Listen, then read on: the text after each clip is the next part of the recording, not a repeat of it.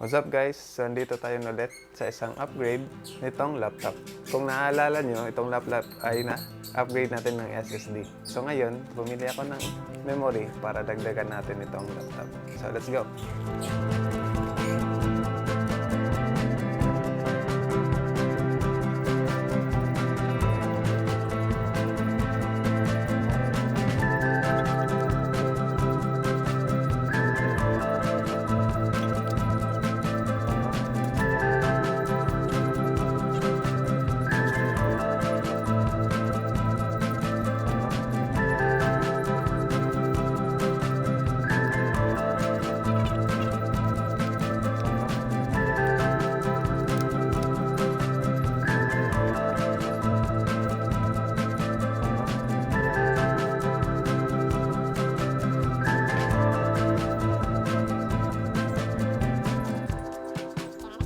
So ayan, na-upgrade na natin yung memory ng laptop natin.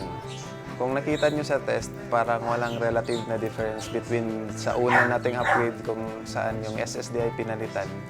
Siguro makikita natin yung upgrade natin sa RAM kung marami na tayong process sa isang workload. Say for example, pag nag-open ka ng browser tsaka maraming tabs, doon natin makikita yung difference ng mababang memory tsaka sa mataas na memory. So for now, we will just end this upgrade for the RAM upgrade kasi wala na tayong pwedeng i-upgrade dito kasi hindi naman pwede i-upgrade yung processor. So thank you for watching. Don't forget to subscribe and click like and don't forget to hit the bell button.